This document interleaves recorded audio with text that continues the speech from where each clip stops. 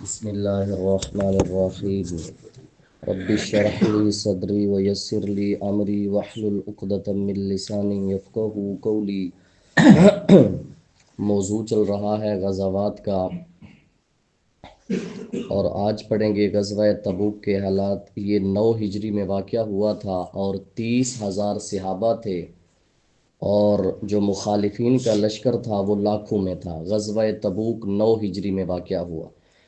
راوی ہیں حضرت عبداللہ بن عباس، کہتے ہیں امرہ اللہ بغزوۃ تبوک، اللہ تبارک و تعالی نے اپنے نبی کو غزوہ تبوک جانے کا حکم فرمایا، اور کہتے ہیں یہ اس وقت ہوا جس وقت سخت گرمی تھی، پیاس تھی، اور بہت مشکل میں تھے سب لوگ۔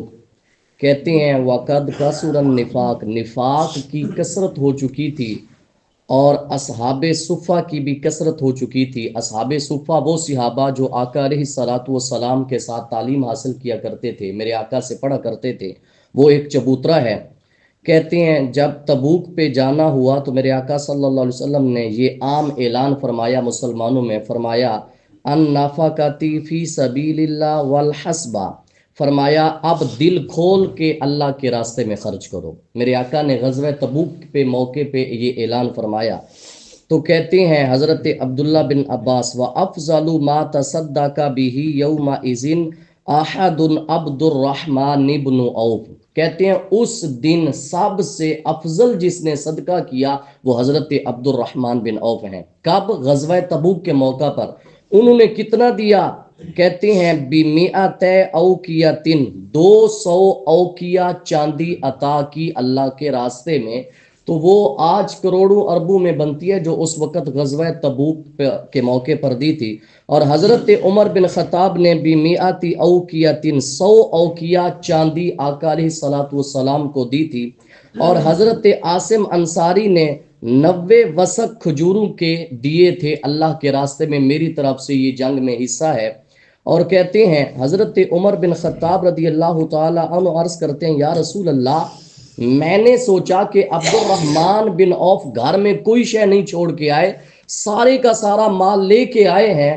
تو میرے آقا صلی اللہ علیہ وسلم نے پوچھا اے عبد الرحمن بتاؤ، حال ترکتا لأہلک شیئا، کیا گھر والوں کے لیے بھی کوئی چیز چھوڑ کے آئے ہو؟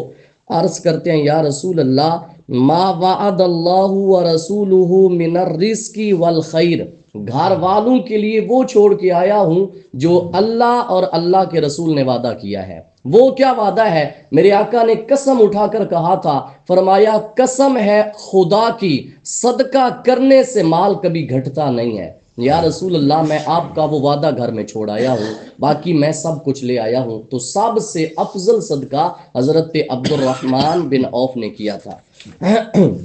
غزوہ تبوک کے یہ تو حالات تھے، پھر ہوا کیا تھا؟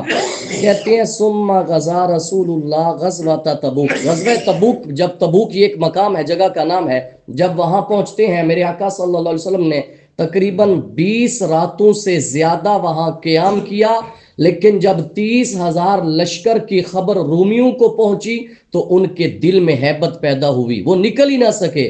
ہوا کیا؟